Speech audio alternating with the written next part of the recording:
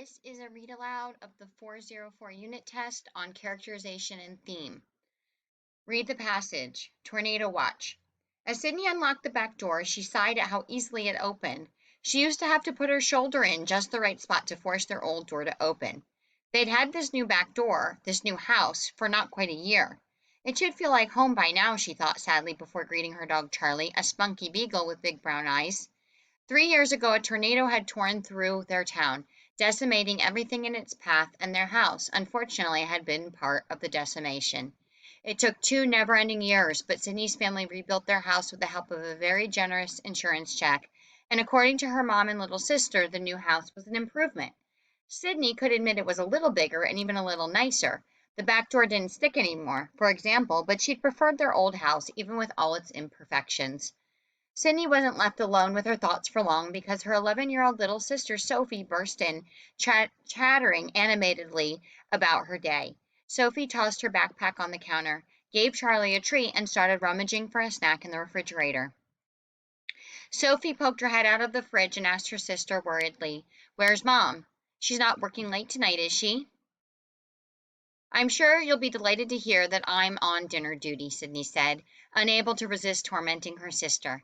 When Sophie moaned, Sydney laughed and admitted, "She'll be home in less than an hour, so you're safe from the risk of food poisoning for one more day." Giddy with relief, Sophie bounced into the living room and Sydney heard the television come on. "Sydney, get in here," Sophie called frantically. Sydney immediately knew what was wrong, because all day at school, people had been talking about the dire weather predictions. Before the tornado, she hadn't remembered her classmates talking about barometric pressure on the Fujita scale. "We now live in fear of supercells and sirens and everything we might lose again," she thought. Sydney tried to stay calm as she watched the weather forecast with her frightened little sister. "The meteorologist said it's a tornado watch, Soph. You remember that just means tornadoes are possible, right? There's no tornado warning yet, and there might not be one. So right now there's just a storm coming our way. We have our shelter in the basement if we need it.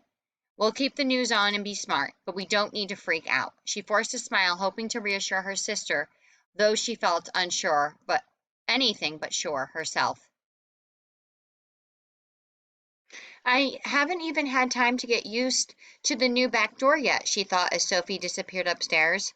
Mom had a half-hour commute and should be headed home right now, unless she had to work late. Thankfully, she would be coming in the opposite direction of the storm. But the storm was coming fast, and Sydney hoped fervently her mom was coming faster. The sky darkened ominously and then was illuminated by a brilliant flash of lightning. Charlie, who had always been terrified of storms, tried to wedge himself under the sofa. Sydney took 3 calming breaths and went to the kitchen to get flashlights, snacks, and a deck of cards. She pulled Charlie's head from under the sofa and clipped his leash onto his collar. She was torn between watching the driveway for her mom and going upstairs to check on Sophie. Just then Sophie appeared at the top of the stairs, carrying every bag she owned stuffed full of her most prized possessions, and disappeared into the basement. She quickly raced back upstairs, this time with an armful of reusable shopping bags. A loud crack followed by an immediate rumbling of thunder told Sydney that the storm had arrived. She flicked her eyes to the television screen just as the yellow tornado watch turned to a red tornado warning. She let out the breath she hadn't realized she was holding as the terrible truth sank in. Somewhere nearby there was a tornado. She knew her mom would expect them to get in the shelter immediately. Sydney looked at the driveway one last time, hoping in vain to see her mother's car pulling in. Sophie came down the stairs as the sirens sounded, loud and insistent. It was a terrible sound, a reminder of all that had been lost 3 years before. Sydney saw the panic and terror in her sister's eyes as she gave her a hug and directed her to the basement stairs. Sophie raced down with all her bags. Sydney was trying to tug a reluctant Charlie into the shelter when her mom appeared at the top of the stairs. Sydney had never felt happier than she did in that moment as her mom raced down the stairs and helped with Charlie. Sydney's mom stopped in astonishment when she saw Sophie surrounded by all her bags. Sophie looked sheepish as she tried to make room for them all. "I just hated losing everything last time," she said. "Didn't you, Sydney? Why didn't you grab anything?" Sydney considered what she might have gathered: her soccer jersey, her laptop, or her favorite novel. She thought about an old back door that always used to stick and a new one that opens easily. She patted Charlie, who was now calm, and smiled at her sister and mom. Everything that matters to me, everything that can't be replaced, is already here. I didn't need to bring anything else, she said. Just then the lights went out. Cindy flicked on her flashlight and said, "Well, I did bring a few things with me." Crazy 8 spy flashlight, anyone? Question 1. How does Sydney's character develop over the course of this story? Sydney misses their old back door that would stick, but once she sees the storm roll in, she realizes that this was silly and that this new home is just as important to her and her family. B. Sydney believes that another tornado won't strike her home. However, when she sees the weather forecast, she realizes that there are no guarantees in life. C. Sydney is concerned about losing her home and her possessions to another tornado, but she realizes that the only things that truly matter are already with her in the shelter. Question 2. Which actions best show that Sydney cares for her little sister? A. She teases her about her dinner. B. She watches television with her. C. She explains the weather forecast to reassure her. Question 3. How does Sophie's character change in response to the storm?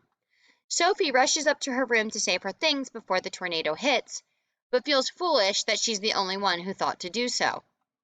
B. Sophie is worried that her mother will get caught in the tornado and is relieved when her mother arrives, just before the storm.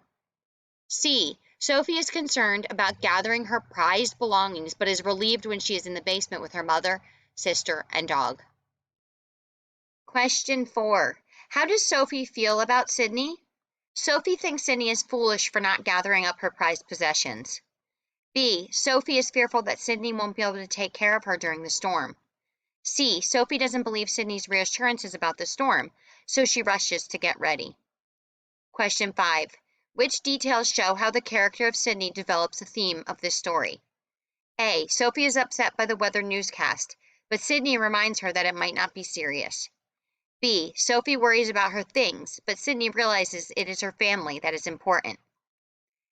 C. Sophie runs around the house to prepare while Sydney remains calm. Question 6. How does Sydney change over the course of the narrative? A. She learns that she must rely solely on herself because her sister Sophie won't help her. B. She changes from a positive, upbeat girl to being more reserved and serious. C. She becomes self-assertive with a determined attitude in the face of danger. Question 7. Which thought or action of Sydney's best reveals the theme that the support of others can help relieve a stressful situation? A. Sydney hugs Sophie to help lessen her fear about the tornado. B. Sydney thinks back to when their old house was destroyed by a tornado. C. Sydney teases Sophie that Sydney will be making dinner that night. Question 8. Which sentence from the text best expresses Sydney's development in the story? A. I haven't even had time to get used to the new back door yet, she thought as Sophie disappeared upstairs. B. Everything that matters to me, everything that can be replaced, is already here. I didn't need to bring anything else, she said. C. Sydney saw the panic and tears in her sister's eyes as she gave her a hug and directed her to basement stairs. Question 9. Which action best shows that Sydney cares about Charlie the dog? A. She tries to take Charlie down into the basement with her as the storm hits. B. She lets Charlie, who is terrified, hide under the sofa during a lightning storm. C. She pets Charlie while she's sitting in the basement with Sophie and their mother.